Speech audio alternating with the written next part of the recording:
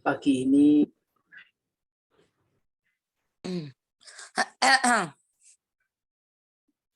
bertepatan dengan hari Kamis tanggal 17 Februari tahun 2022.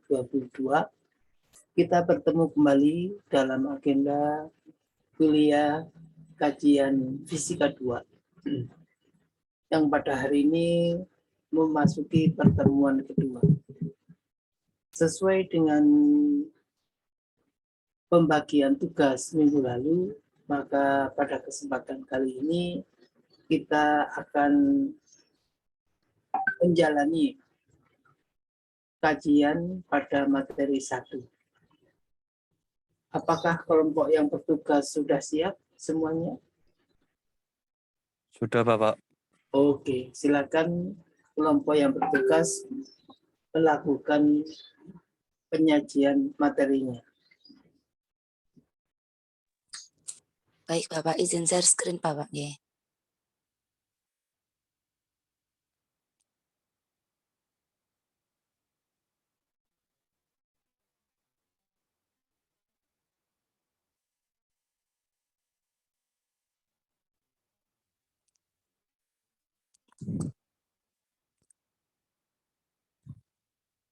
Baik, Assalamualaikum warahmatullahi wabarakatuh. Selamat pagi. Waalaikumsalam. Kami akan menjelaskan tentang elektrostatis yang diadaptasi dari buku Griffiths Introduction to Electrodynamics. Adapun anggota kelompok, saya Rizky Nurfadila dengan NIM 016, ada Buta Umami dengan NIM 011, dan ada Pak Muhammad Izur Rizky dengan NIM 030. Untuk bab yang pertama yang akan kita bahas, subbab pertama yang akan kita bahas yaitu medan listrik. Sebelum saya menjelaskan tentang apa itu medan listrik, saya ulas sebentar tentang listrik statis. Nah, listrik statis adalah listrik yang muncul akibat dari muatan listriknya diam atau statis, sumber muatannya diam. Nah, muatan listrik dibedakan menjadi dua, yaitu muatan positif dan muatan negatif, di mana muatan positif adalah memberi atau mengeluarkan garis gaya listrik ke segala arah hingga menemukan muatan negatif. Begitupun sebaliknya bahwa muatan negatif ini yang menerima. Sumber muatan dibagi menjadi dua, yaitu diskrit dan kontinu. Sumber muatan diskrit artinya yang bisa dihitung, sedangkan sumber muatan kontinu yang tidak bisa dihitung. Nah, kita akan menjelaskan tentang medan listrik. Introduction-nya itu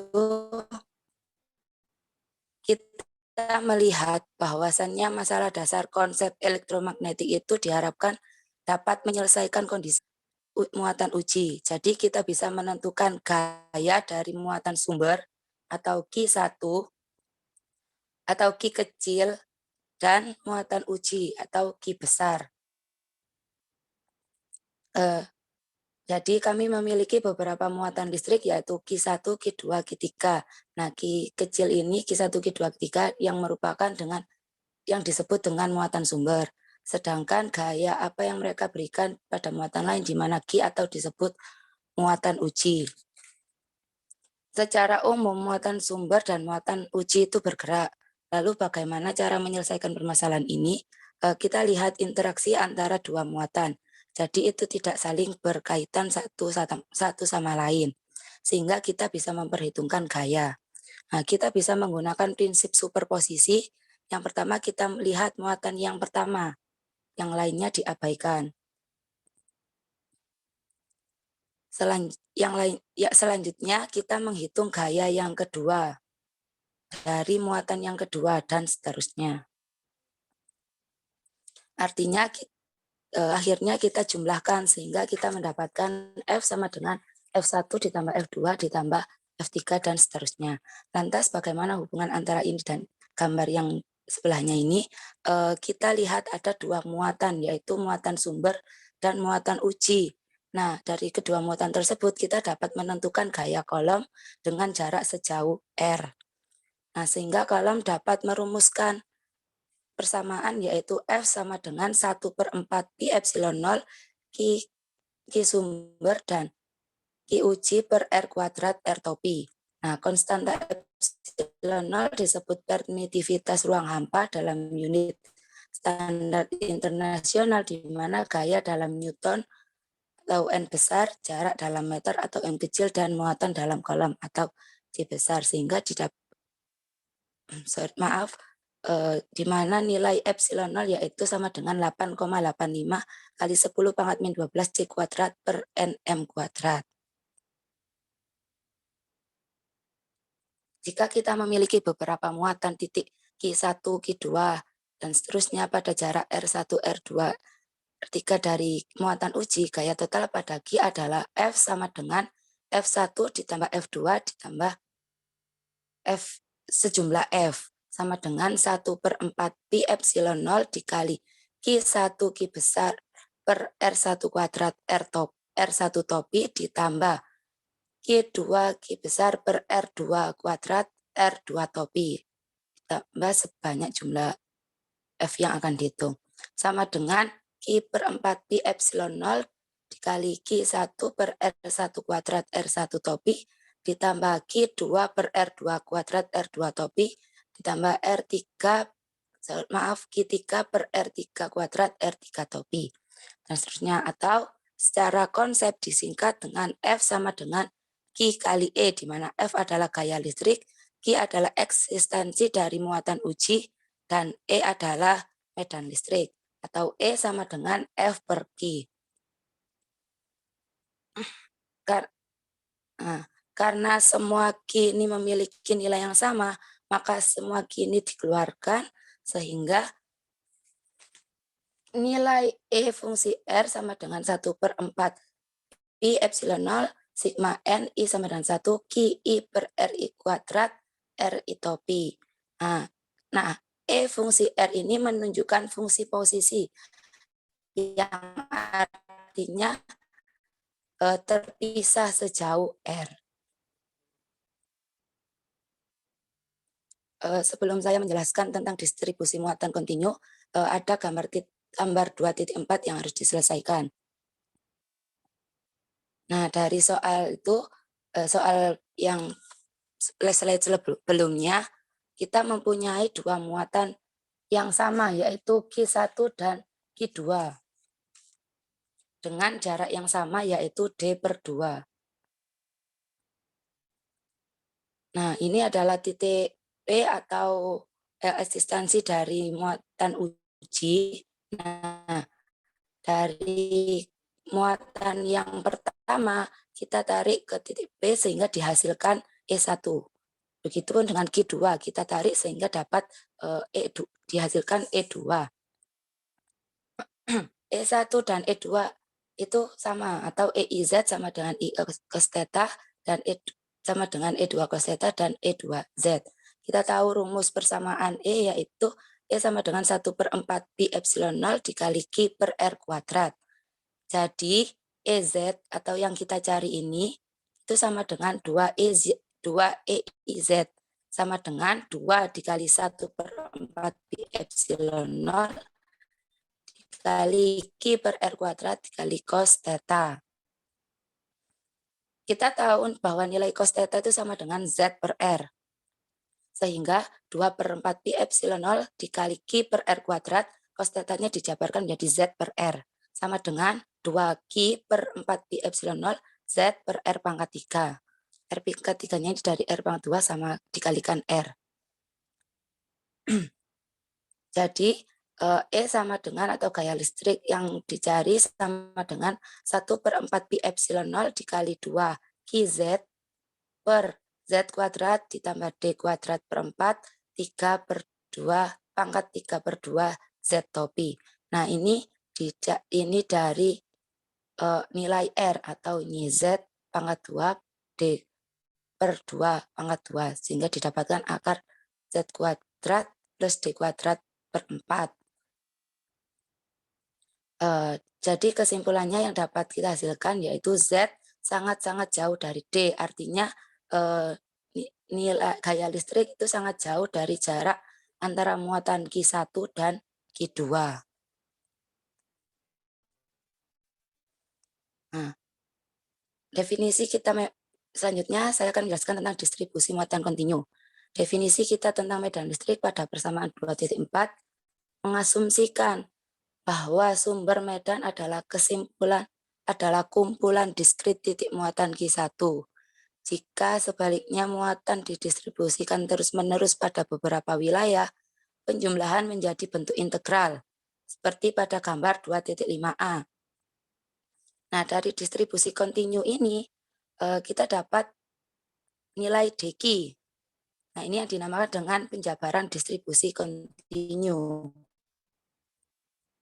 Atau E fungsi R sama dengan 1/4 pi epsilon 0 integral 1/r² R topi dq. Nah, dari dq ini atau dari distribusi kontinu terbagi menjadi 3, yaitu panjang, luasan, panjang, luas, dan volume. Jadi pada unit muatan panjang kita punya lambda. Sedangkan pada unit muatan luas kita punya sigma. Dan pada unit muatan volume kita punya rho. Sehingga dengan pada dq pada muatan panjang yaitu dq sama dengan lambda dl aksen. Sedangkan dq pada muatan luas yaitu dq sama dengan sigma dA aksen. Dan dq pada muatan volume yaitu dq sama dengan rho deto aksen. Dengan demikian, medan listrik dari muatan garis adalah E fungsi R sama dengan lambda R aksen per R kuadrat R topi DL aksen. Untuk muatan permukaan atau luas, E fungsi R sama dengan 1/4 pi epsilon 0 integral sigma R aksen per R kuadrat R topi DA aksen. Dan untuk muatan volume atau E fungsi R sama dengan 1/4 pi epsilon 0 integral rho R aksen per R kuadrat R topi deto aksen. Jadi dari fungsi dq ini atau distribusi kontinu ini dibagi menjadi 3 ini, di mana panjang yaitu disimbolkan atau kita punya lambda, kalau di luas kita punya sigma, dan kalau di volume kita punya rho.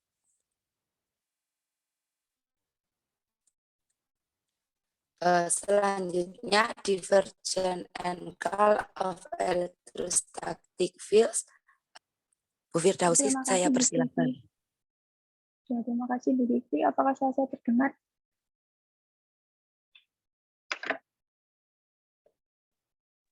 Iya Bu, Ya, terdengar. terdengar Ibu. Terima kasih Yudi. Ini saya akan menjelaskan tentang divergensi dan pola medan elektrostatis. Ini adalah field lines, yaitu penampang. Di sini ada 2 gambar garis medan, yaitu apabila memiliki muatan yang berbeda, positif dan negatif, maka garisnya akan berbentuk lingkaran seperti ini. Karena di garis medan itu dia tidak pernah berpotongan, jadi dia selalu dari positif ke negatif, dari positif ke negatif, dan begitu pula sebaliknya. Tapi apabila 2 muatan ini sama atau equal charge, itu dia akan saling menjauhi. Dan tadi sudah dijelaskan sama Bu Kiki bahwa muatan positif itu garis gayanya keluar dan muatan negatif itu garis gayanya masuk. Besarnya medan listrik yang dihasilkan muatan berbanding terbalik dengan kuadrat jarak dari muatan. Apabila dapat dituliskan di persamaan yaitu E fungsi R sama dengan 1/4 pi epsilon 0 Q per R kuadrat R topi. Karena 1/R kuadrat,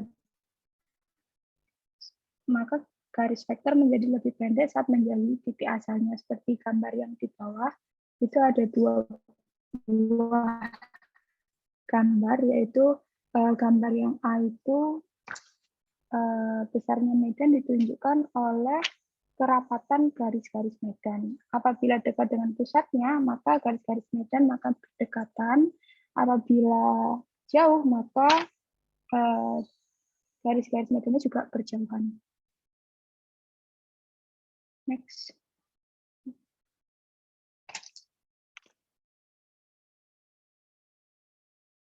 Berikutnya yaitu ada gambar tentang sebuah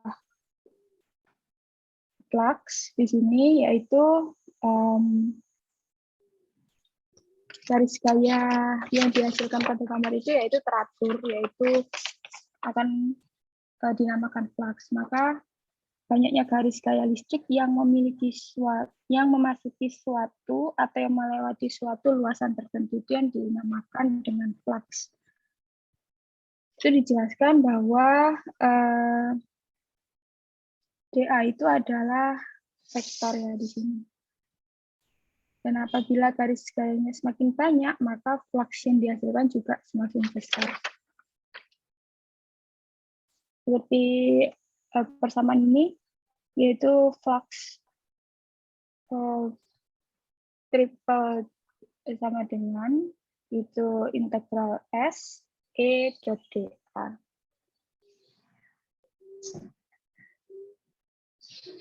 Next.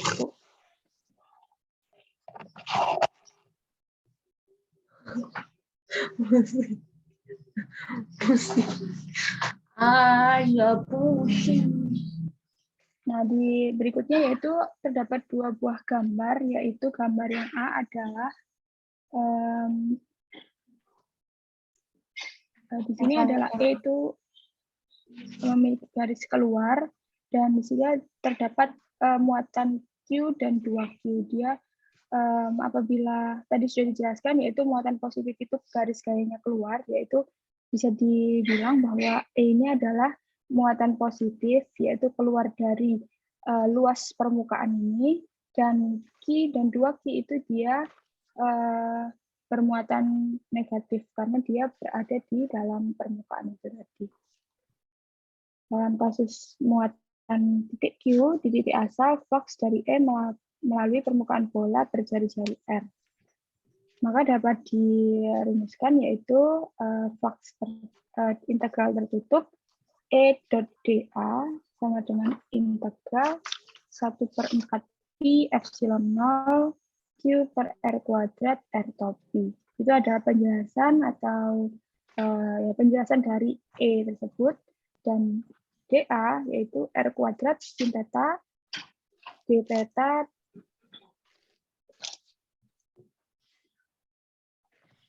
R topi sama dengan 1/epsilon Q. Maka total medannya adalah sejumlah vektor dari semua medan tunggal, yaitu E sama dengan sigma N, I sama dengan 1 EI.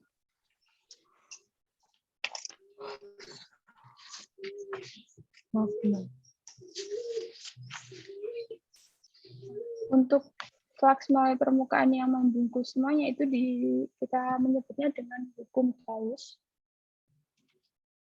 Yaitu kalau sejajar maka mempunyai nilai cos 0 sama dengan 1 sehingga bisa mengabaikan nilai 0. Maka garis gayanya sebanding dengan besarnya muatan. Itu kita tahu bahwa tadi sesuai dengan persamaan yang sebelumnya, di sini dijelaskan yaitu integral tertutup E dot dA sama dengan sigma N I sama dengan 1 dan kurung integral tertutup EI dot dA sama dengan sigma N I sama dengan 1 dalam kurung 1/epsilon QI untuk setiap permukaan tertutup. Jadi kita mendapatkan rumus hukum Gauss itu menjadi integral tertutup E dot dA sama dengan 1/epsilon 0 Q enclosed atau yang dilingkupi, muatan yang dilingkupi gitu. Itu untuk hukum Gauss pada permukaan tertutup. Lalu apabila kita terapkan pada volume atau diferensial, itu persamaannya yaitu integral V nabla dot E do d theta sama dengan integral tertutup S E dot dA sama dengan 1/epsilon 0 integral V rho d to sama dengan 1/epsilon 0 Q enclosed. Maka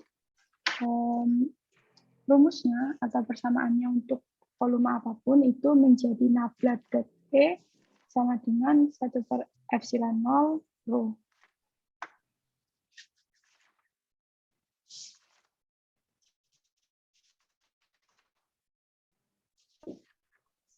Lanjut, Bu Kiki.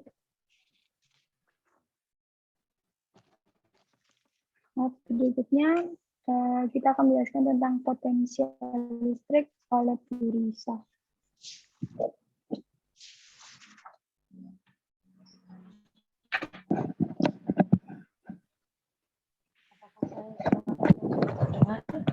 Teman-teman, Bapak Ibu. Ya, Bu. Ya. Baiklah, terima kasih. Saya akan melanjutkan presentasi dari kelompok saya, yaitu tentang potensial listrik. Kita ketahui apa itu potensial listrik. Sebelum masuk ke dalam pembahasan ini, mari kita sama-sama belajar tentang apa itu potensial listrik. Potensial listrik merupakan besarnya usaha yang diperlukan untuk memindahkan muatan listrik positif sebesar satu satuan dari tempat tak terhingga ke suatu titik tertentu. Potensial listrik ini dapat pula diartikan sebagai energi potensial listrik persatuan muatan penguji.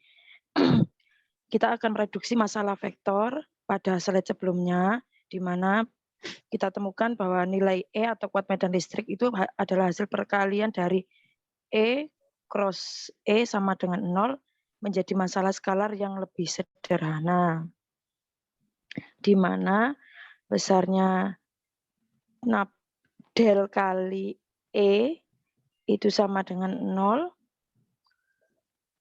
besarnya flux E dot dl itu sama dengan 0, yaitu integral garis E dari titik A ke titik B adalah sama untuk semua lintasan atau tidak bergantung pada lintasan. Seperti yang kita tahu bahwa medan listrik adalah medan konservatif. Hal ini berarti integral garis gaya medan listrik dari titik A ke titik B itu tidak bergantung pada lintasan, melainkan hanya bergantung pada keadaan awal dan keadaan akhir. Seperti yang terlihat pada gambar, di mana karena nilai integral garis E tidak tergantung jalur, kita dapat mendefinisikan fungsi yang disebut sebagai potensial listrik dengan persamaan V fungsi R kongruensi negatif integral 0R E dot dl sama dengan 0 adalah beberapa titik referensi standar. Artinya apa? Secara sama dengan kerja gaya medan gravitasi dari A ke B adalah sebanding dengan harga negatif beda potensial gravitasi di B dengan di A. Maka besarnya kerja gaya medan listrik pada muatan uji Q dari titik A ke titik B itu sama dengan harga negatif beda energi potensial listrik di B dengan di A. Sehingga di situ dihasilkan nilai negatif.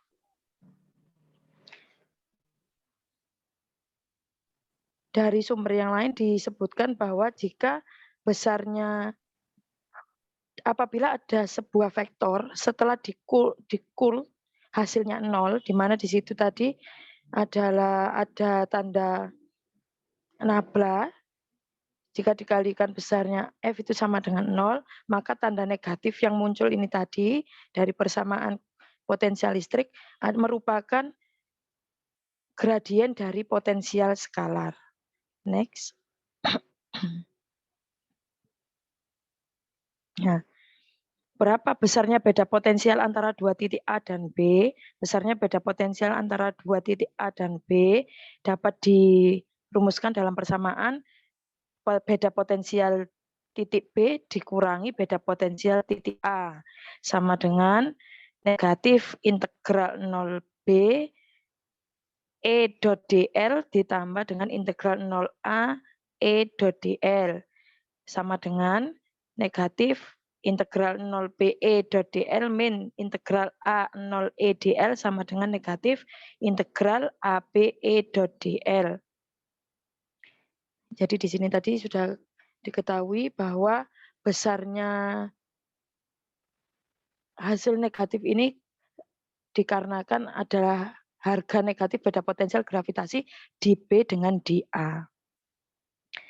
Teorema dasarnya untuk gradien menyatakan bahwa secara garis besar, yaitu V B atau potensial listrik di titik B kurangi potensial listrik di titik A, integral AB del V dot dl. Jika diturunkan kembali hasilnya yaitu integral AB del V dot dl sama dengan negatif integral AB E dot dl, sehingga hasilnya adalah E sama dengan min negatif del V.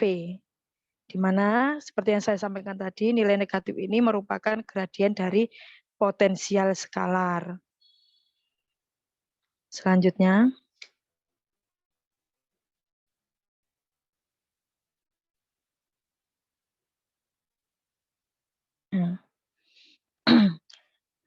harus kita ketahui bahwa potensi dan energi potensial adalah istilah yang sama sekali berbeda dan harus dengan semua hak memiliki nama yang berbeda. Apakah ada hubungan antara potensi dan energi potensial? Ada. Hubungan antara potensi dan energi potensial bisa dirumuskan dengan persamaan W sama dengan Q kali V fungsi R, di mana W adalah besarnya usaha dengan satuan joule, Q adalah muatan listrik dengan satuan kolom, V adalah beda potensial listrik dengan satuan volt. Seperti yang saya sampaikan di awal tadi, bahwa potensial listrik merupakan besarnya usaha yang diperlukan untuk memindahkan muatan listrik positif sebesar satu satuan dari tempat tak terhingga ke suatu titik tertentu. Keuntungan dari formulasi potensial yang sudah didapat ini adalah yaitu apabila kita sudah mengetahui nilai mendapatkan nilai kuat medan listrik hanya dengan cara mengambil gradien. Apa saja keuntungannya? Yang pertama yaitu seseorang bisa mendapatkan besaran vektor E 3 komponen dari besaran skalar V atau satu komponen saja. Yang kedua, bagaimana mungkin satu fungsi berisi semua informasi yang dibawa oleh 3 fungsi independen? Jawabannya adalah bahwa ketiga komponen E itu tidak benar-benar berdiri sendiri. Apabila kita uraikan berdasarkan sumbu-sumbunya secara 3 dimensi, sumbu X, sumbu Y, dan sumbu Z, maka diperoleh persamaan del cross E sama dengan 0. Itu jika kita uraikan menjadi do EX per do Y sama dengan do EY per do X. Kemudian do EZ per do Y sama dengan do EY atau medan listrik di sumbu Y per do Z. Untuk komponen yang ketiga yaitu do EX per do Z sama dengan do EZ per do X. Jadi ini kalau kita uraikan menjadi 3 komponen, bahwa itu tidak benar kita inginkan.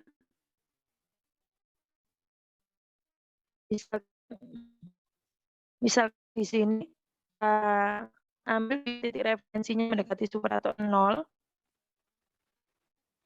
Kita bisa mengubah titik referensi ini dengan cara menambahkan konstanta K ke rumus potensial yang sudah ada. Jika kita jabarkan menjadi V aksen fungsi R sama dengan negatif integral 0R E dot dl sama dengan negatif integral 0 aksen 0 E dot dl min integral 0R E dot dl sama dengan plus fungsi beda potensial R. Mana V aksen ini bisa kita baca juga V relatif. Menambahkan konstanta ke V tidak akan mempengaruhi perbedaan potensial. Sehingga persamaannya menjadi V aksen B atau beda potensial listrik di titik B dikurangi dengan beda potensial listrik di titik A, itu nilainya adalah sama dengan besarnya beda potensial listrik di titik B dikurangi beda potensial listrik di titik A. Selanjutnya, ambiguitas penambahan konstanta ini juga tidak mempengaruhi besarnya gradien V, karena turunan konstanta dari V sendiri adalah bernilai 0.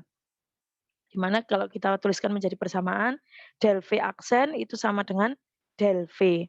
Itulah mengapa semua V seperti itu hanya berbeda dalam pilihan titik referensi mereka, sesuai dengan bidang medan listrik yang sama. Biasanya kita bisa menetapkan hal tersebut menjadi 0 potensi di tak terhingga. Artinya kita bisa memilih titik referensi di tempat V itu menjadi 0. Selanjutnya.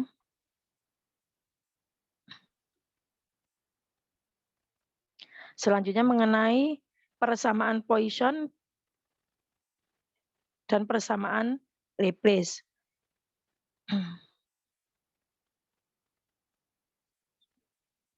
Seperti yang kita ketahui bahwa implementasi persamaan Poisson dan persamaan Laplace di dalam fisika itu dapat digunakan untuk mengetahui distribusi potensial di suatu ruangan yang mengandung muatan listrik atau ruang hampa dengan metode numerik atau suatu pendekatan numerik dari metode iterasi yang berdasarkan persamaan Laplace dan syarat-syarat batas yang ada, kita dapat memperoleh distribusi potensial pada titik-titik yang diinginkan, di mana seperti yang kita ketahui pada slide sebelumnya, nilai del E sama dengan rho per epsilon 0. Kita juga memperoleh bahwa nilai kuat medan listrik dapat dinyatakan dalam bentuk potensial listrik E sama dengan negatif del V. Maaf, negatif del flux. Pada dasarnya kita dapat menggabungkan kedua persamaan ini sehingga diperolehlah persamaan del dot min del flux itu sama dengan F rho per epsilon 0. Jika kita sederhanakan, yaitu del kuadrat V sama dengan negatif rho per epsilon 0. Persamaan inilah yang kita sebut sebagai persamaan Poisson. Walaupun penurunannya sangat sederhana, namun persamaan ini sangatlah berguna untuk mengetahui potensial yang berada di dalam dan atau di luar konduktor apabila konduktor tersebut diberikan potensial tertentu. Apabila konduktor tersebut tidak bermuatan atau jumlah muatan positif dan negatifnya sama, maka otomatis besarnya rho atau massa jenis konduktornya sama dengan 0, muatannya sama dengan massa jenis muatannya sama dengan 0, sehingga dapat kita tuliskan E sama dengan negatif del V menjadi del kali negatif del V sama dengan 0. Atau dengan kata lain dengan kata lain del kuadrat V sama dengan 0 itu merupakan persamaan Laplace. Persamaan Laplace ini lebih sering kita gunakan karena pada umumnya konduktor yang tidak bermuatan ini lebih sering kita temui dalam kehidupan sehari-hari. Selanjutnya itu bukan kondisi di V karena lengkungan gradien selalu 0. Hanya dibutuhkan satu persamaan diferensial Poisson untuk menentukan nilai V karena besarnya nilai V adalah besaran skalar. Sedangkan untuk kuat medan listrik kita membutuhkan dua diferensial yaitu divergen dan Courant. Selanjutnya, besarnya asumsi bahwa titik acuan berada pada tak terhingga sehingga nilai potensial listrik pada muatan Q bisa kita tuliskan persamaannya menjadi V fungsi R sama dengan 1/4 pi epsilon 0 Q per R relatif. Sedangkan untuk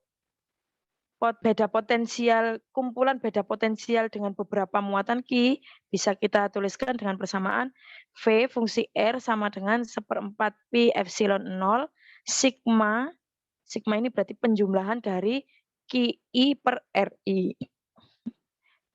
Selanjutnya besarnya potensi distribusi muatan berkelanjutan, yaitu bisa dirumuskan dengan persamaan V fungsi R sama dengan 1/4 pi epsilon 0 integral 1 per R relatif dq.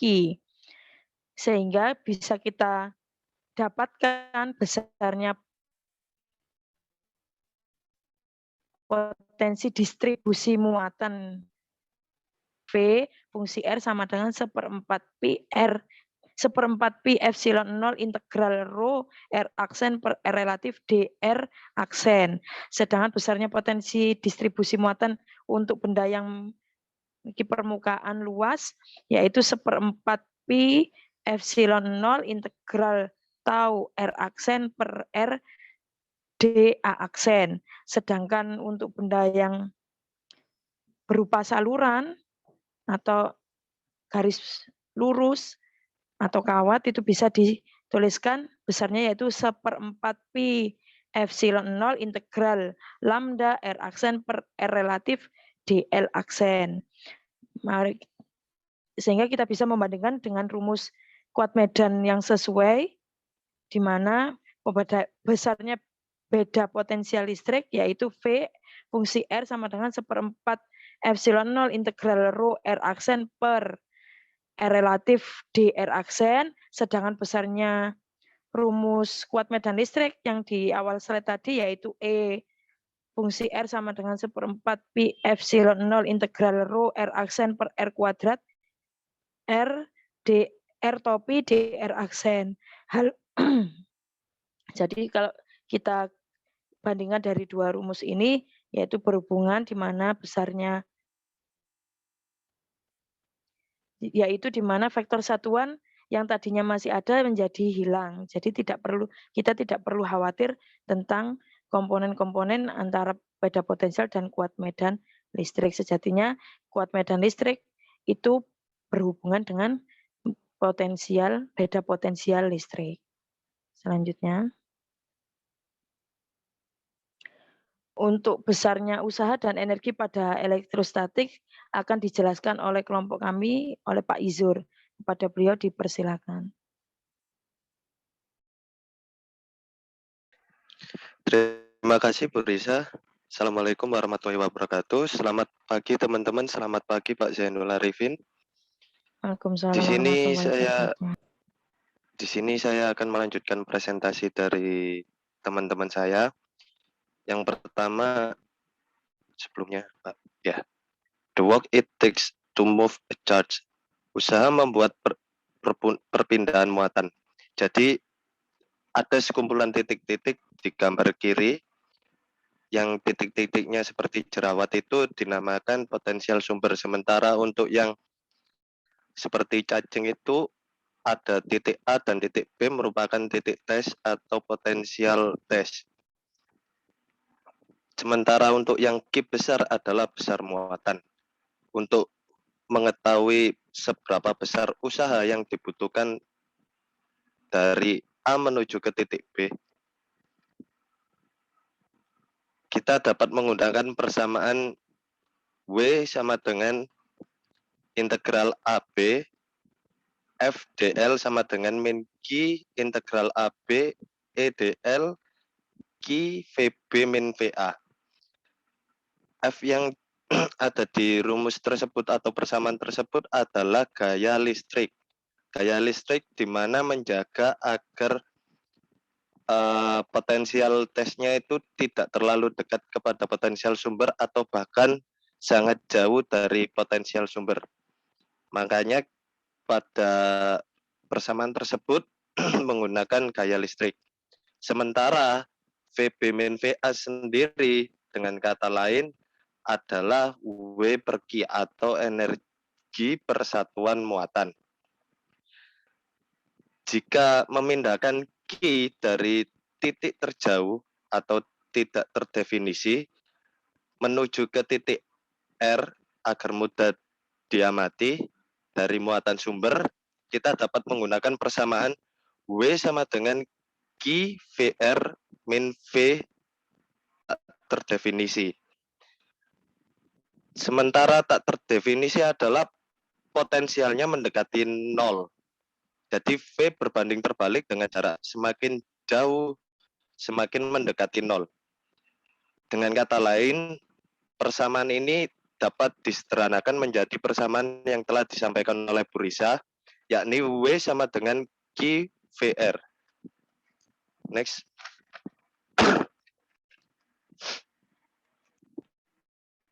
Halo.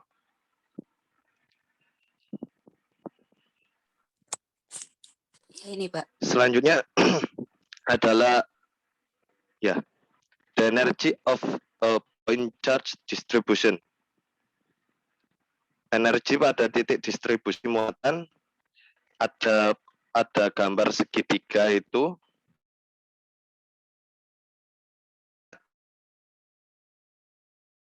menempatkan muatan yang pertama itu susah karena tidak ada potensial sumber. Jadi bisa dituliskan W1 sama dengan 0. Sementara untuk meletakkan usaha kedua, kita dapat menggunakan persamaan W2 yang persamaan atas. W2 1/4 pi epsilon 0 Q2 Q1 per R12.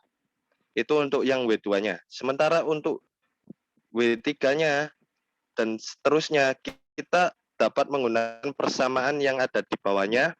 W sama dengan 1/4 pi epsilon 0 Q1 Q2 per R12 plus Q1 Q3 per R13. Kemudian untuk yang menempatkan potensial atau usaha yang keempat, kita juga dapat menggunakan persamaan tersebut dengan persamaan yang sama persis seperti itu. Lalu itu kenapa kok menggunakan sigma? Sigma itu digunakan sebagai notasi sigma untuk mempermudah agar penulisannya tidak terlalu banyak seperti yang di atasnya. Sementara di situ juga telah diberi syarat I sama dengan 1. Berarti bahwa Q1 dimulai dengan 1. Sementara J tidak boleh sama dengan I. Artinya J dalam persamaan notasi sigma tersebut tertulis QJ. Yang artinya J-nya itu atau Q-nya tidak boleh 1. Harus lebih dari 1. Seperti itu. Kemudian dapat disederhanakan menjadi W sama dengan setengah notasi sigma I sama dengan 1 QI VRI. VRI itu sebagai muatan sumber. Jadi Q1 Q2 plus Q1 Q3 itu adalah muatan sumbernya. Seperti itu. Next, Mbak. Selanjutnya saya akan membahas konduktor.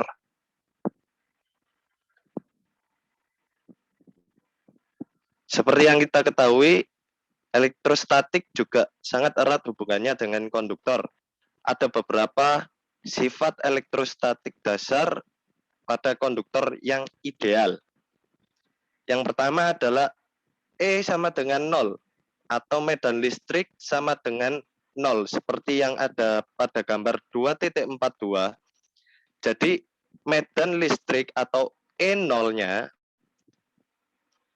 itu akan membawa ikut muatan positif dan muatan negatif akan berlawanan dengan muatan positif dan medan listriknya.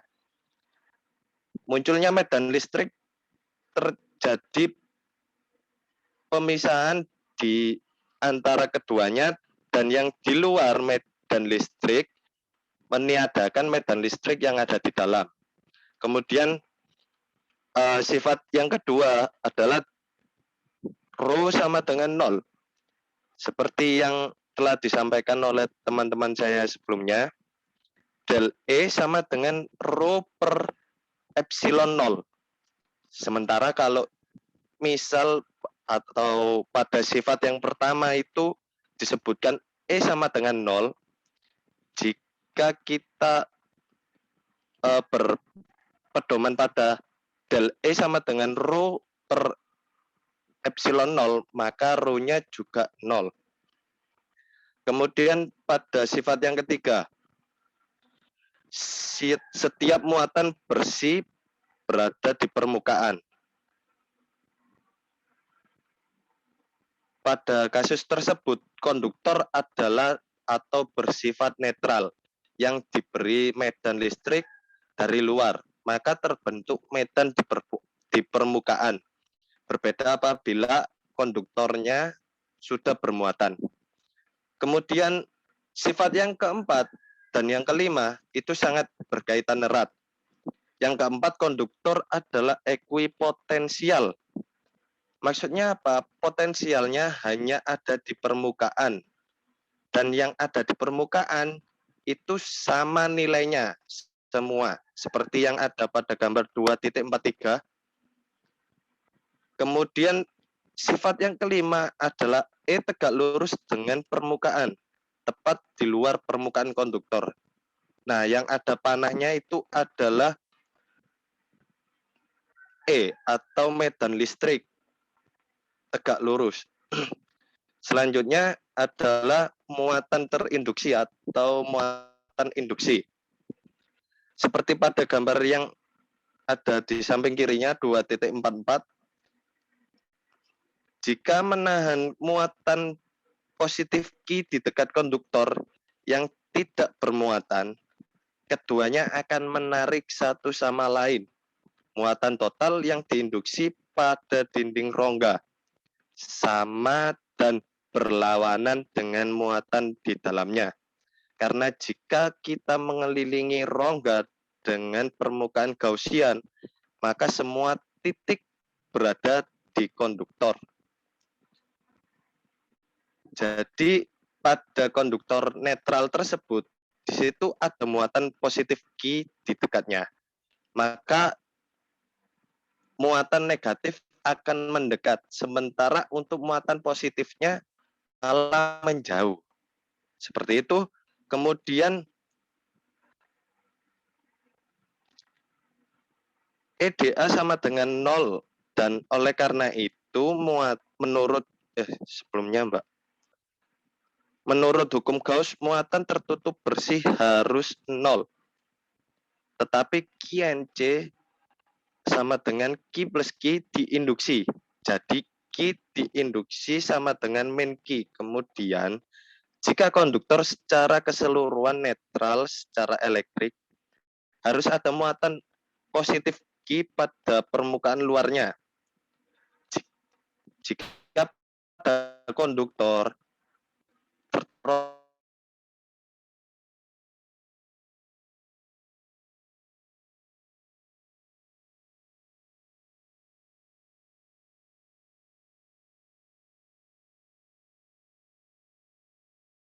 maka muatan negatif akan mendekat dan konduktor medan listriknya dan pada konduktornya medan listriknya sama dengan 0. Positif akan mendekati medan listrik sama dengan 0. Jadi seperti itu.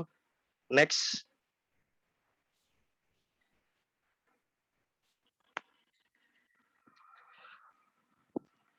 Muatan permukaan dan gaya pada konduktor. Pada gambar di samping, plat tersebut adalah plat konduktor.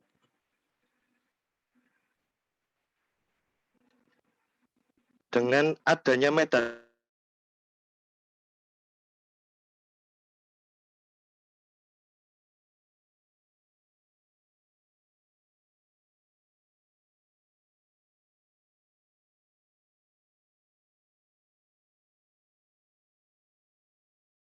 apa yang digunakan, E atas, E bawah, atau di antara keduanya? Jawabannya adalah kita menggunakan rata-rata dari keduanya, yakni F sama dengan sigma E rata-rata sama dengan setengah sigma E atas dijumlahkan dengan E bawah. Sementara, cek, halo, apakah suara saya terdengar jelas? Nggih, Pak Izur. Terdengar Pak Izur. Oke.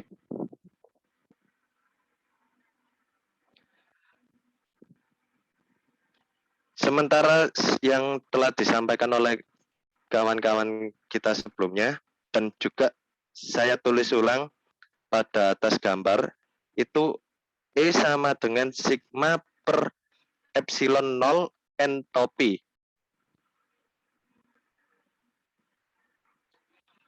Itu persamaan dapat dimasukkan pada E atas dan E bawah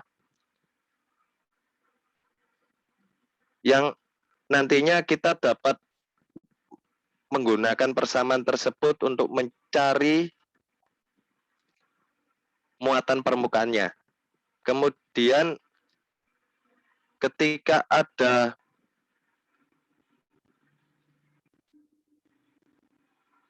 muatan permukaan, maka seperti yang ada di gambar di samping itu, ada lingkaran di permukaan platnya tepat, itu terdapat tekanan elektrostatik.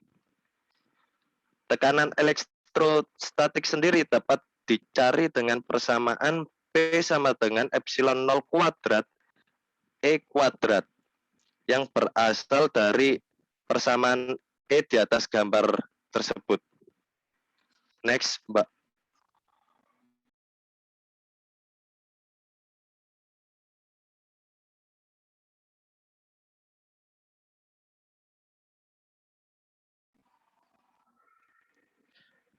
Kemudian kita lanjut pada kapasitor. Kapasitor berfungsi sebagai penyimpan sementara arus listrik, yang berarti di dalamnya terdapat dua buah konduktor yang diberi jarak dan muatan tertentu.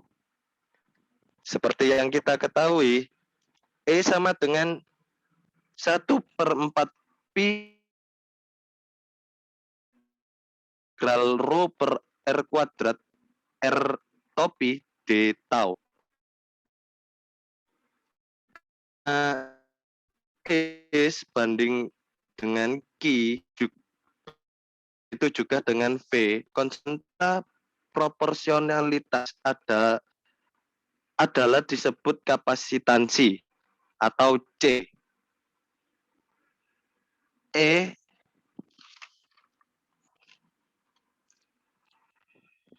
atau C sama dengan Q per V. Next.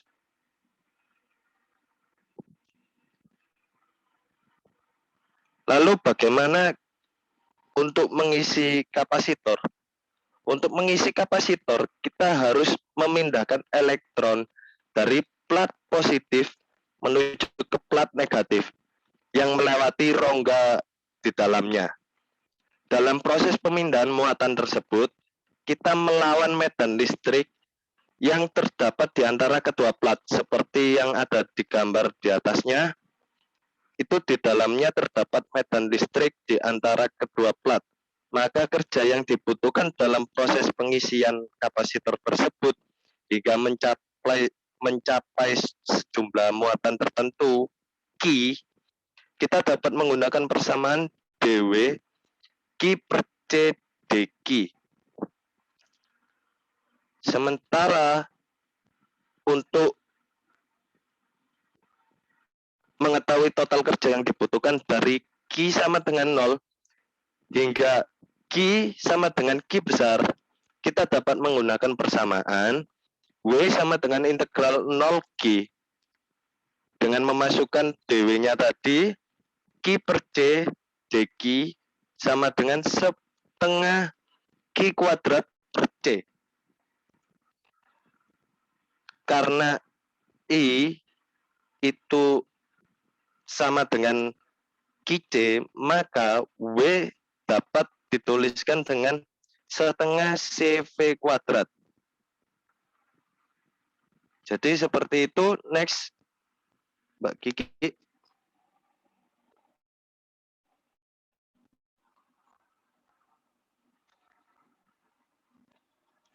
Selanjutnya saya kembalikan ke saudari Kiki.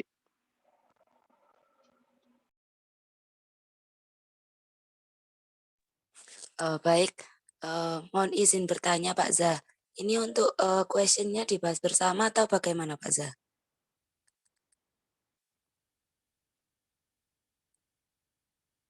Silakan dituntaskan sekalian. Baik, baik Pak Zah.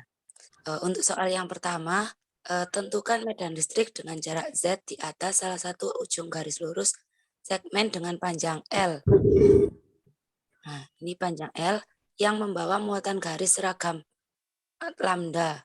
Periksa rumus ini konsisten dengan apa yang Anda harapkan untuk kasus Z sangat-sangat jauh dari L. Baik, untuk soalnya kan seperti ini. Nah, sehingga EZ itu sama dengan 1/4 pi epsilon 0 integral dari 0 ke L lambda dx per R kuadrat cos theta, di mana R kuadrat itu sama dengan Z kuadrat plus X kuadrat atau cos theta, dan cos theta sama dengan Z per R. Cos theta Z per R. Kemudian sama dengan 1/4 pi epsilon 0 lambda Z integral dari 0L 1 per Z kuadrat ditambah X kuadrat 3/2 dx. Sama dengan 1/4 pi epsilon 0 lambda Z integral dari 1 per Z kuadrat X per akar dari Z kuadrat plus X kuadrat sama dengan 1/4 pi epsilon 0 lambda per Z L per akar Z kuadrat plus L kuadrat. Nah, setelah itu kita mencari yang EX-nya. Sama dengan 1/4 pi epsilon 0 integral dari 0 sampai L lambda dx per R kuadrat sin theta sama dengan min 1/4 pi epsilon 0 lambda integral x dx per X kuadrat plus Z kuadrat pangkat 3/2 sama dengan min 1/4 pi epsilon 0 lambda integral dari 0 sampai L min 1 per akar dari X kuadrat plus Z kuadrat sama dengan min 1/4 pi epsilon 0 lambda di 1 min 1 per akar Z kuadrat plus L kuadrat, sehingga didapatkan E-nya itu 1/4 pi epsilon 0 lambda per Z dikali min 1 plus Z per Z kuadrat plus L kuadrat X topi ditambah L per akar Z kuadrat ditambah L kuadrat Z topi. Nah, yang ini tuh dari hasil yang yang X topi ini hasil dari yang ini, kemudian yang Z topi dari hasil yang EZ. Nah, untuk 1/4 pi epsilon 0 lambda Z-nya dikeluarkan sehingga jadi 1 di sini. Sehingga dapat kita simpulkan bahwa Z itu sangat jauh dari L. Dan itu terlihat pada poin muatan Q sama dengan lambda L dibagi E, hasilnya 1/4 pi epsilon 0 lambda L per Z kuadrat Z topi. Dengan Z sangat jauh dari L pada X topi. Dan Z topi yaitu 1/4 pi epsilon 0 lambda per Z L per Z Z topi.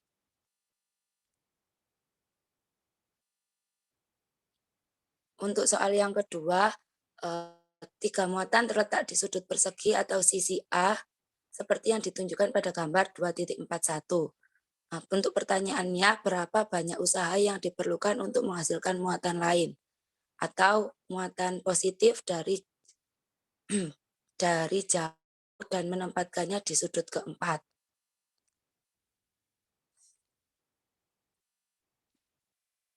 Nah, ini untuk muatan positifnya yang tadi. Pertanyaannya tadi kan ditanya berapa banyak usaha yang diperlukan untuk menghasilkan muatan lain.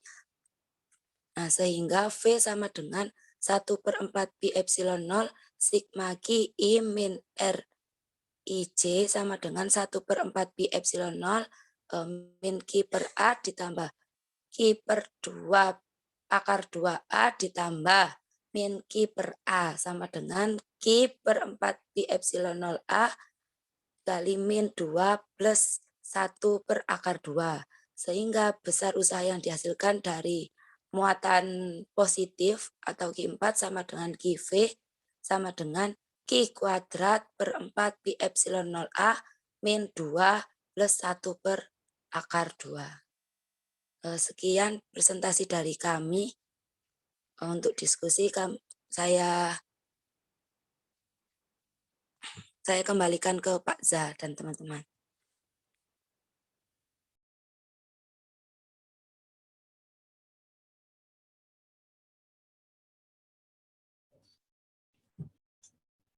Baik, terima kasih pada kelompok 1 ada Bu Firdausi, Bu Rizky, Bu Risa, dan Pak Izur. Atas paparan yang telah disajikan, bagaimana sekarang menurut penyaji dulu, apa yang dipaparkan itu apakah sudah dipahami sepenuhnya oleh penyajinya?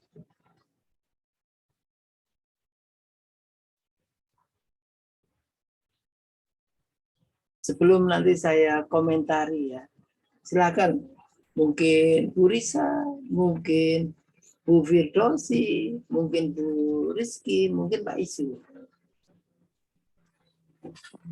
Insya Allah sudah, Bapak. Itu testimoni dari Pak Isu. Bagaimana dengan ibu-ibu yang lain? Saya sedikit mau itu Pak nggih. Kalau saya ada beberapa hal yang mungkin menurut saya masih perlu belajar lagi, jujur Bapak nggih. Terutama terkait ini mungkin untuk simbol-simbolnya itu mungkin ada sedikit yang baru kalau menurut saya. Jadi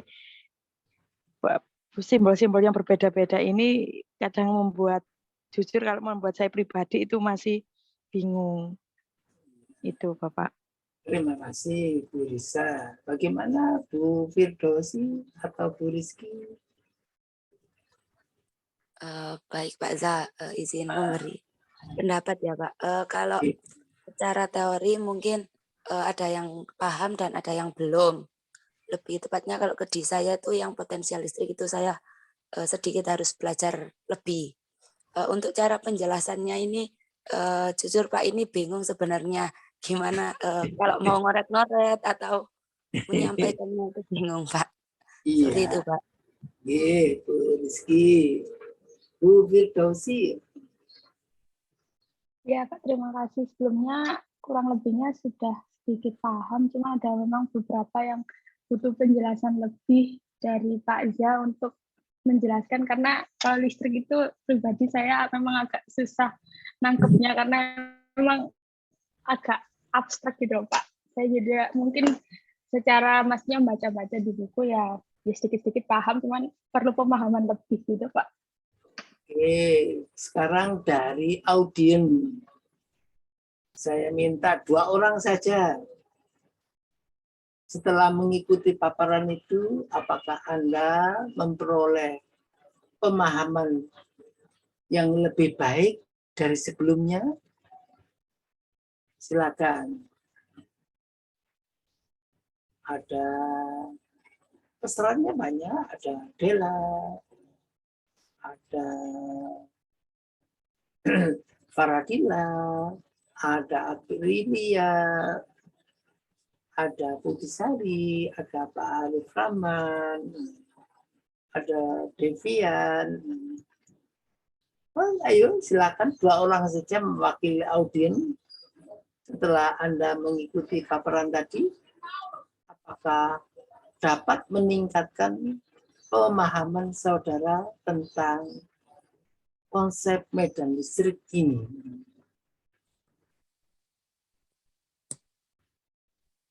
Siapa Bu Dela mungkin bisa memberikan pendapatnya. Siapa Iya. yang? Silakan. Iya, Pak. Terima kasih atas kesempatannya. Kalau saya pribadi merasa diingatkan kembali, Pak. Merasa flashback dulu saat S1 mata kuliah listrik magnet. Jadi ada beberapa materi yang sudah kami terima saat S1, kemudian dengan mendengarkan penjelasan dan pemaparan dari kelompok ini, merasa diingatkan kembali. Seperti itu, Pak. Oke. Terutama terkait konsep-konsep. Lagi, just to remember ya. Iya. Terima kasih. Nggak lebih dari itu loh ya. Menurut Bu Dela. Satu lagi dari audien yang laki-laki. Silakan. Ada Pak Arif Rahman, ada Pak Furkon, gitu kan. Silakan. Ada, ya silakan. Yang merasa laki-laki dan jadi audien. Saya Pak Zah. Iya. Kalau menurut saya dari paparan kelompok 1 ini, saya lebih belajar lagi dan mengingatkan kembali Pak. Mungkin sama seperti Bu Dela tadi, atau mereview materi mengenai listrik magnet pada waktu di S1, dan mungkin saya mengenal hal-hal baru Pak di sini yang belum saya ketahui sebelumnya. Jadi seperti itu Pak, mengenai elektrostatik ini. Baik. Kalau sekarang saya tanggapi untuk presenternya, yaitu 4 orang tadi, itu kelihatannya tadi itu tidak menyajikan materi, tapi membaca materi. Itu kenapa saya katakan demikian. Karena setiap slide yang muncul, tulisannya dibaca. Dari situ kan kelihatan bahwa Bapak Ibu bukan menyajikan materi, tapi membacakan materi. Itu untuk presenter, ya. Yang kedua, sebagai contoh, coba sajikan slide nomor 5.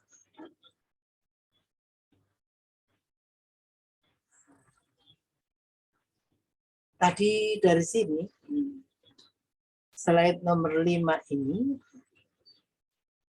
presenter berupaya menyajikan gambar 2.3 itu adalah muatannya itu digambarkan sebagai yang tertera di sini ada Q1, ada Q2. Tapi tidak ada Q3 loh ya. Tapi di slide ini dituliskan ada R1, R2, R3. Lalu R3 itu yang mana? Padahal Q3-nya nggak ada. Yang ada justru adalah Q ke I. R-nya justru RI. Kan gitu. Dari sini kelihatan bahwa saudara tidak jeli untuk membaca antara gambar dan memberikan penjelasan. Ya. Oke. Yang kedua, saudara harus menekankan mengapa sumber muatannya ini kok harus nanti membentuk gaya interaksi. Yang gaya interaksinya itu antara lain harus dijumlahkan secara vektor. Karena gaya interaksi itu adalah besaran vektor, jadi F1 itu vektor, F2 vektor. Maka dari itu, lalu besarnya, vektornya itu adalah seperti diurai dalam kurung baris pertama itu. Perlu saudara ketahui, ini sumber muatan listriknya adalah berupa titik muatan. Jadi dimensinya berdimensi 1.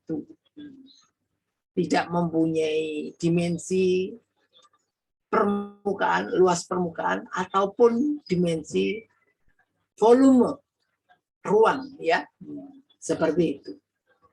Jadi ini titik saja.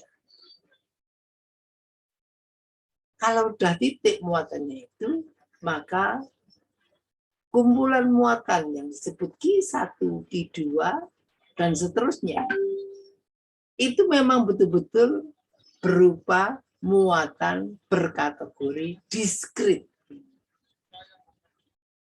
Dapat kita hitung secara jelas, counting gitu. Dapat kita bedakan dengan jelas mana Q1, mana Q2. Sehingga penjumlahan secara vektor itu maka akan menjadikan rumusannya seperti itu.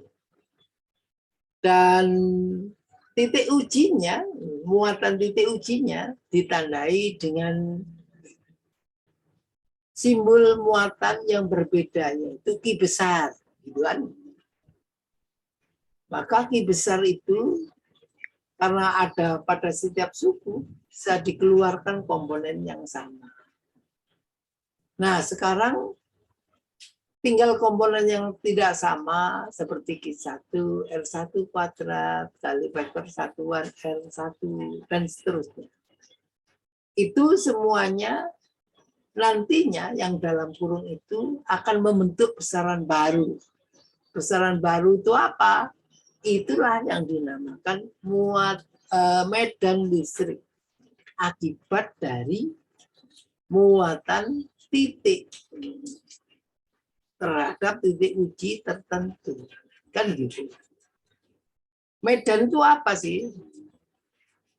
Yaitu suatu ruangan yang mana di ruangan itu pada jarak tertentu efeknya masih bisa dirasakan oleh benda ujinya. Seperti saudara semuanya, kalau seandainya saudara itu dipanggil oleh direktur pasca,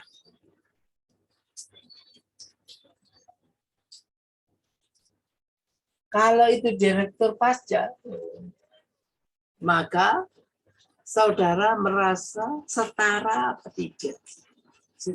Sebentar ya, saya mohon pamit dulu. Sebentar.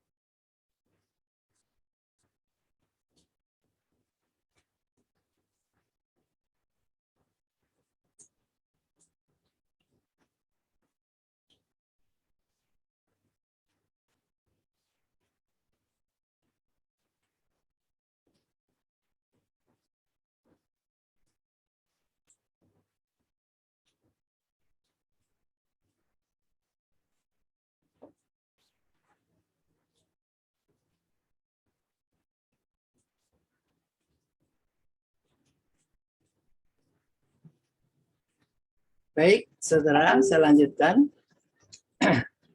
Karena ada hujan mendadak, saudara, saya mengeluarkan burung untuk dijemur tadi. Akhirnya kehujanan. Baik, dari sini, kalau saudara perhatikan, ringkasan dari uraian di atas tadi, F sama dengan Q kali E. Ingat, F vektor ditulis huruf tebal, tegak, dan medan listrik juga vektor. Sedang Q yang besar ini adalah besaran skala. Artinya apa? Anda akan menggunakan persamaan ini, itu menjadi variabel manipulasinya adalah medan listrik. Kalau saudara menggunakan persamaan tersebut di medan listrik ini, itu akan dapat saudara menentukan gaya interaksi dari titik-titik muatan tersebut. Jadi variabel manipulasinya adalah E, sedang variabel responnya adalah F. Jadi kalau saudara akan menggunakan persamaan ini, jangan sekali-sekali menanyakan gaya interaksi beberapa titik muatan ini kalau saudara tidak bisa menentukan medan listriknya. Ya. Karena apa? Penentu daripada gaya interaksi itu adalah medan listriknya. Jadi itu urutan yang perlu saudara lakukan. Lalu yang berikutnya, kenapa medan listrik itu, ini tadi saudara ada yang keliru membaca. Ini bukan sama dengan, ya. Bukan, ini notasi definisi. Jadi artinya apa? Medan listrik yang bergantung pada posisi didefinisikan. Itu membacanya begitu. Nah ini mengapa kok memakai notasi sigma? Karena Q1, Q2, Q3 merupakan bilangan atau besaran diskrit. Ya. Kalau kontinu, seperti muatan kontinu yang berbentuk satu dimensi memanjang, dua dimensi meluas, tiga dimensi membentuk ruang, itu nanti akan memakai tanda integral. Artinya jumlah juga sama. Tapi kalau jumlah yang untuk besaran diskrit itu memakai notasi sigma. Sedang untuk besaran kontinu itu memakai integral. Kalau satu dimensi integralnya ya 1. Kalau dua dimensi integralnya rangkap 2. Kalau 3 dimensi untuk ruang ya integralnya nanti rangkap 3. Seperti itu, saudara.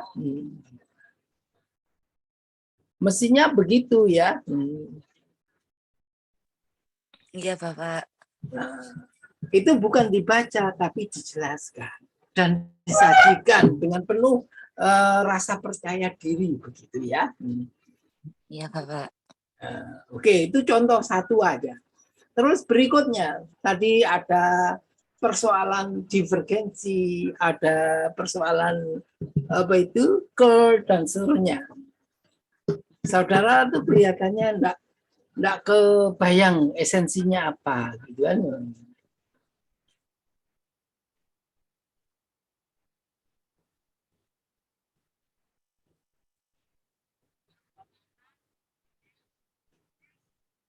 Sebentar ya, saya tak isi presensi dulu.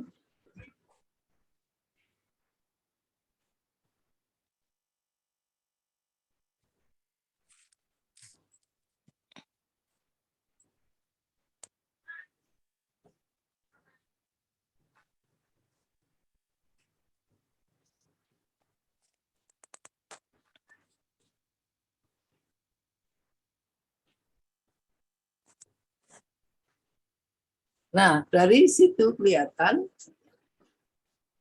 sebentar Mbak, mungkin bukan ini. Di slide saudara tadi, yang bicara mulai divergensi dan Bentar, Pak. ya, sampai cari dulu ya.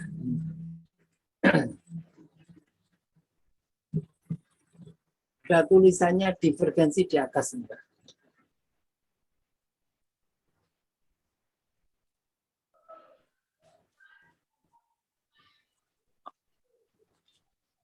Sebelumnya Bu Gigi.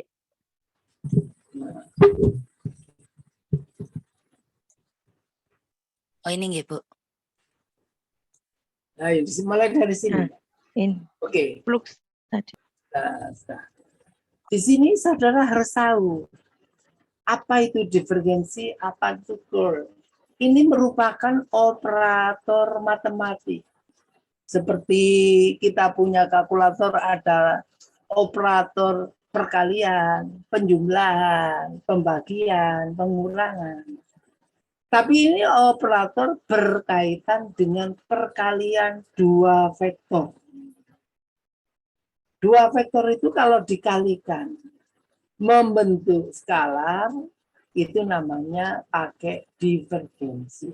Seperti ini, flux medan listrik ini. E itu adalah besaran listrik, besaran vektor medan listrik ya. Lalu A luas penampang yang ditembus oleh medan listrik ini adalah juga besaran vektor. Kalau ada D-nya itu berarti elemen bagian dari luas penampang ya. Perkalian dua vektor ini memakai titik. Kalau memakai titik itu menghasilkan besaran skalar. Jadi flux magnetik ini flux listrik ya. Yang itu nanti operasinya itu memakai divergensi.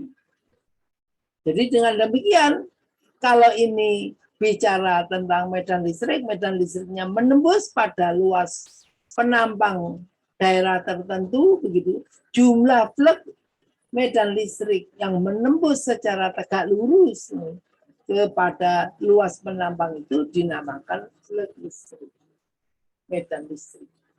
Seperti itu. Ini besaran skala fluxnya. Sudah ya? Paham? Sekarang bagaimana Iya, yang curl?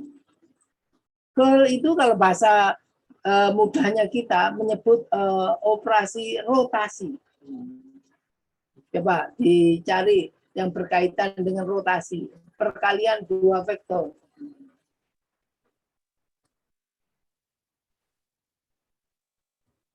Di slide-slide berikutnya.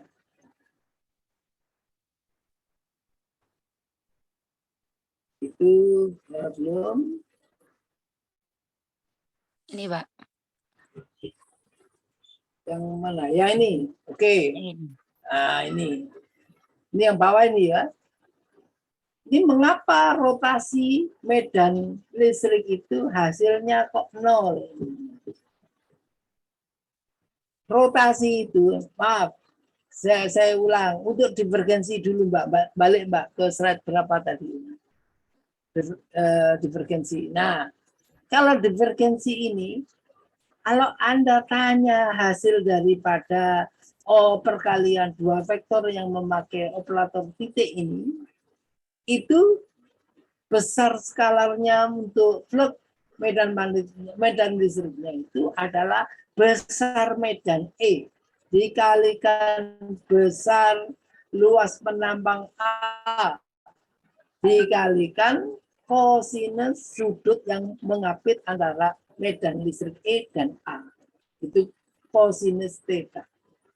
Jadi kalau ini nanti dicari yang tegak lurus. Jadi kalau ini adalah menembus tegak lurus, artinya apa? Sejajar dengan vektor dA-nya ya. Kalau sejajar, sudutnya berapa? Sudutnya adalah 0. Kosinus 0 berapa harganya? 1. Gitu ya.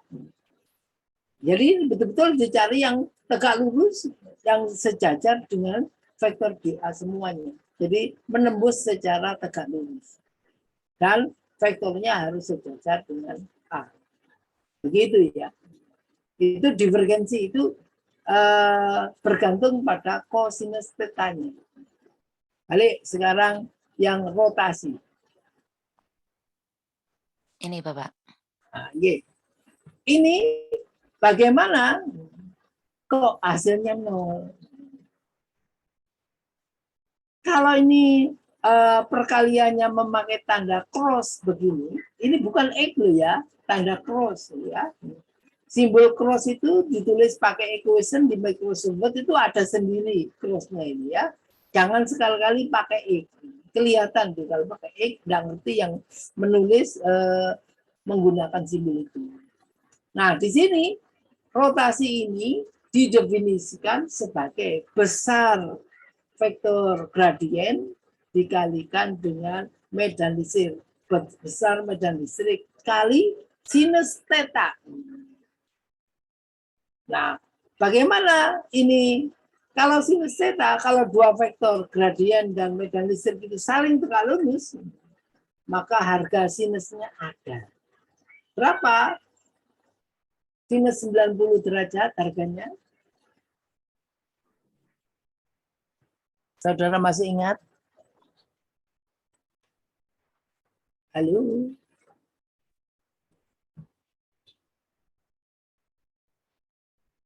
Sinus 90 masih ada yang ingat? Ya Pak, nilainya Iya, 1. Bapak. Berapa? Maaf, Satu. Bapak, sinyal Ya. saya jelek. Iya. Oke.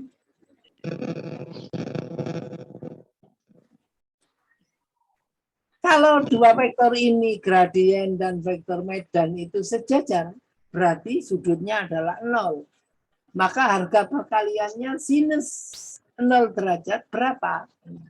Ya 0 kan? Jadi operasi rotasi ini akan punya harga kalau dua vektor yang dioperasikan itu adalah saling tegak lurus. Baik. Lalu seperti ini contoh aja potensial listrik bergantung pada posisi yang didefinisikan sebagai kebalikan dari divergensi medan listrik terhadap penghantarnya. Ingat ya, ini operasinya adalah divergensi. Maka hasilnya ini skala pajak, ya kan? Seperti itu. Ini tadi, sebentar. Dari sini, kalau sudah saudara dapat harga potensial listrik, maka saudara akan dapat menentukan usaha untuk memindahkan muatan listrik tertentu itu. Ini VR-nya sudah tahu dari atas, maka bisa dilanjutkan untuk menentukan harga usahanya. Usaha ini juga nulisnya mestinya ditulis adalah dengan huruf italik tipis. Karena apa? Besarannya skala. Ya, seperti itu. Dan ini sebetulnya bisa dicari dengan mudah. Bagaimana kok ini diperoleh hasil seperti ini? Kira-kira ada yang punya ide enggak menentukan ini? Sekarang apa yang disebut dengan gradien adalah du terhadap du E kali vektor satuan arah X itu bisa I, bisa X topi kan, ditambah du terhadap du Y kali vektor satuan arah Y bisa J, bisa Y topi kan gitu. Lalu yang Z du terhadap du Z kali vektor satuan arah Z itu bisa pakai K atau bisa pakai Z topi.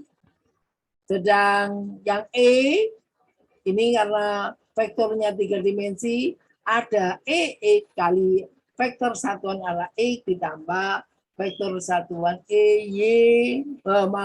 vektor kali medan listrik arah Y komponennya EY kali vektor satuan Y ditambah dengan komponen medan listrik arah Z kalikan vektor satuan arah Z. Nanti dikalikan secara matrik ordo 3 kali 3.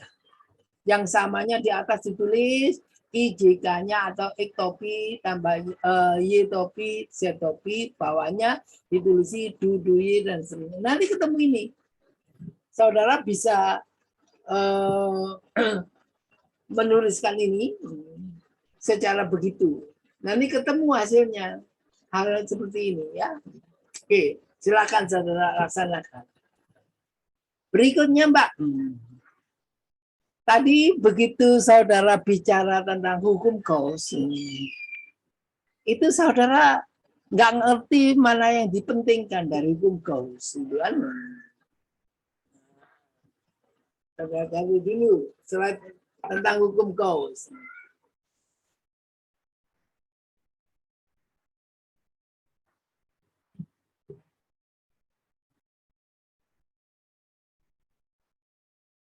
Ini Bapak.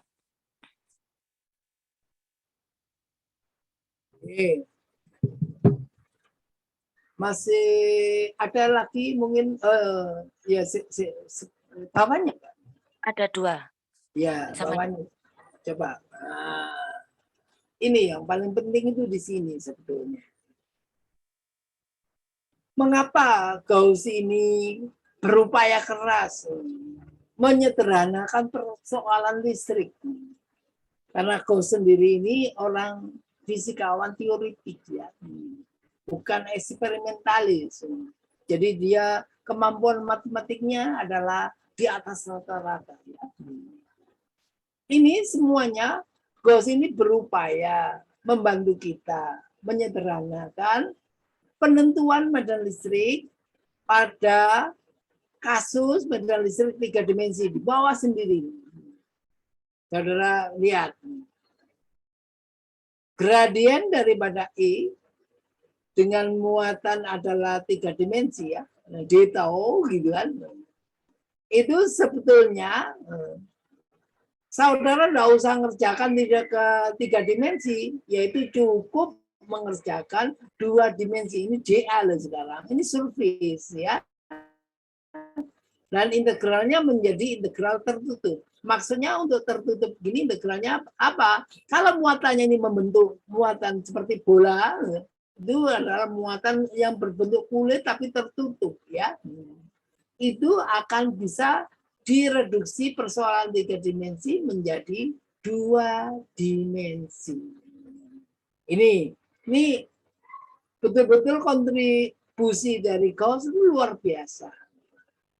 Terus dari situ saudara secara umum ini pakai 3 dimensi lagi rho delta. Ingat tuh ya, ini rho itu bukan massa jenis, tapi rapat muatan, yaitu jumlah muatan persatuan volume. Ini untuk 3 dimensi, makanya pakai delta, kan begitu kan? Yaitu sama dengan apa? Hasil semuanya ini, baik yang 2 dimensi maupun 3 dimensi, harus sama dengan 1/epsilon 0 kali besar muatan yang dilingkupi. Kalau dalam bola ya, muatannya setebal kulit bola, seluruh kulit bola itu. Itu namanya muatan yang dilingkupi. Ya. Ini sebetulnya yang mau dibantu oleh Gauss menyelesaikan persoalan 3 dimensi menjadi persoalan 2 dimensi. Karena ini sekarang direduksi menjadi urusan ruang menjadi urusan bidang. Begitu ya, saudara ya.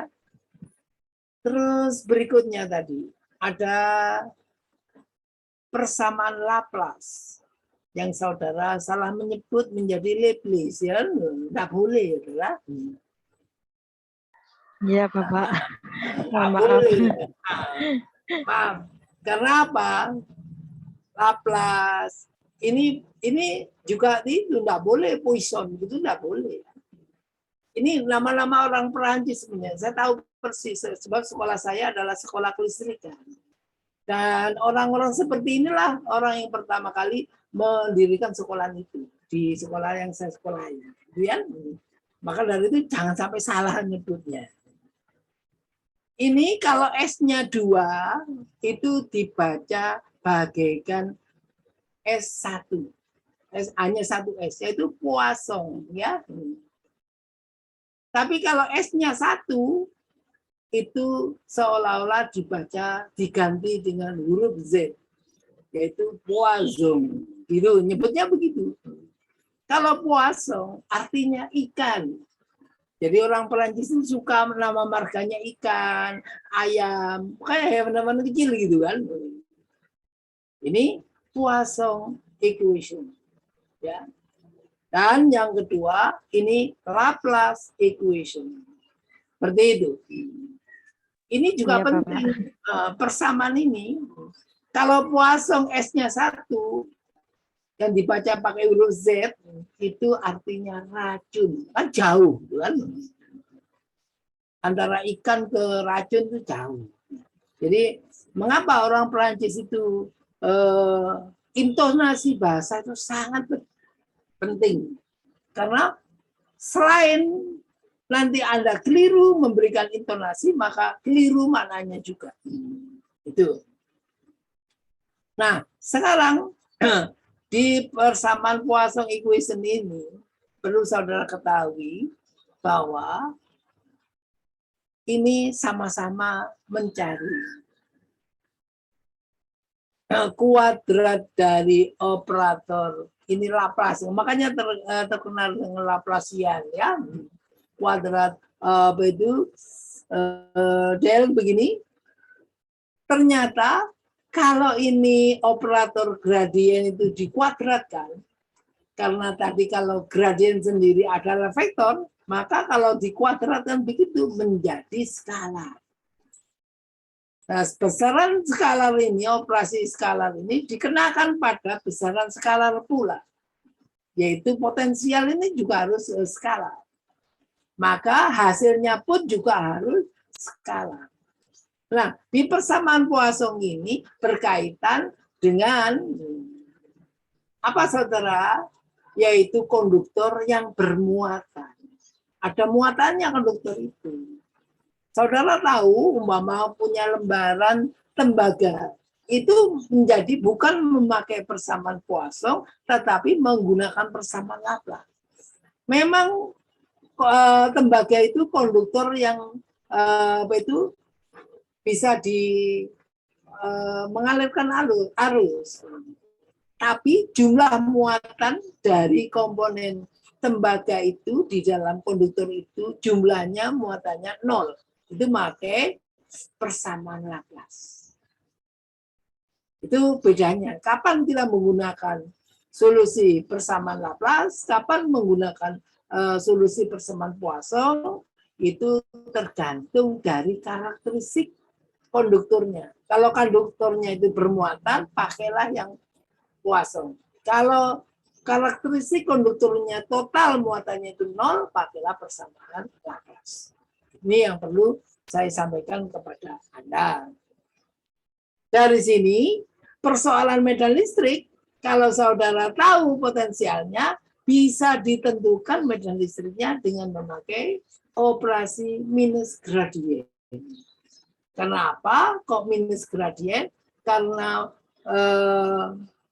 potensial itu adalah besaran skalar, lalu gradien ini adalah besaran vektor. Hasilnya pun juga vektor. Dan dari sini nanti kalau Anda sudah memakai hubungan ini, saudara akan dijamin nanti menemukan sifat rotasi daripada gradien ini hasilnya sama dengan 0. Kalau sama dengan 0 apa? Gradiennya itu adalah sejajar dengan medan listriknya. Kalau sejajar berarti itu sebidang. Maka hasilnya 0. Gitu kan? Itu yang perlu ditekankan. Terus berikutnya tadi kan ya memang saudara mungkin baru sekali atau 2 kali ya belajar ini. Jadi mungkin ada sesuatu dianggap apa itu kurang paham, masih diteruskan ya. Silakan slide berikutnya, Pak. Nah, di sini ini perlu saudara tekankan betul. Saudara itu nanti distribusi muatannya berupa titik begini atau berupa muatan ruang. Kalau saudara mengajar di sekolah menengah, memang peruntukannya untuk distribusi muatan titik. Muatan titiknya pun tidak lebih dari 3, gitu kan. Maka dari itu, untuk menentukan potensial muatan tersebut, kalau muatan berupa titik, ya ini bukan potensi ya, potensial muatan, ya. Itu adalah muatan titik adalah ini formulanya. Kalau muatan titiknya lebih dari 1 ini, kan gitu kan. Sekarang, nah ini muatan berkelanjutan. Itu adalah muatan kontinu, ya. Muatan itu ada 2, diskrit atau kontinu. Kalau diskrit memakai tanda sigma, kalau kontinu memakai tanda integral. Kontinunya ada bisa 1 dimensi, yaitu berupa memanjang saja, atau 2 dimensi, ini integralnya 2, itu berbentuk bidang. Lalu kalau muatannya ini yang berbentuk memanjang ya, begini. Lalu berbentuk memanjang, ini sigma. Sigma ini adalah definisinya adalah jumlah muatan persatuan luas. Kalau lambda itu jumlah muatan persatuan panjang. Kalau rho itu adalah bukan massa jenis, sekali lagi, itu rapat muatan, yaitu jumlah muatan setiap satuan ruang atau volume, begitu ya. Memang sekolah menengah itu cukup di sini. Syukur kalau sampai di sini ya. Paling pola adalah di atas sini, sekitar sini. Saudara yang sekolah sudah sampai S2 ini harus tahu semuanya. Nah, muatan ruangan ini, muatan berbentuk ruang ini sebetulnya rho-nya ini dianggap rho homogen, sigma juga homogen, lalu lambda juga homogen. Artinya apa? Muatan itu rapat muatannya di setiap bagian material konduktornya itu adalah sama, uniform, biduan. Artinya begitu. Ini yang perlu saya sampaikan kepada Anda. Baik. Rupanya waktu kita sudah lewat 7 menit. Terima kasih kepada kelompok 1. Silakan nanti dilihat kembali paparan daripada slide-slide-nya dibaca kembali. Kalau ada sesuatu yang perlu direvisi, ya silakan direvisi. Oh ya, tadi saudara bicara tekanan. Nggak ada tekanan itu ya. Tekanan muatan itu nggak ada. Yang ada itu daya. P itu power ya. Nah ini power ya. Daya ini kan. Memang besarannya adalah skala daya itu. Itu ya. Silakan nanti dikoreksi lebih lanjut ya. Baik, Bapak. Oke, terima kasih. Terima kasih atas masukannya, Bapak. Oke. Bapak. Terima kasih, Bapak. Ya. Saya izin keluar dulu ya. Terima kasih, Terima kasih, Bapak. Pak Zah. Oke, sama-sama.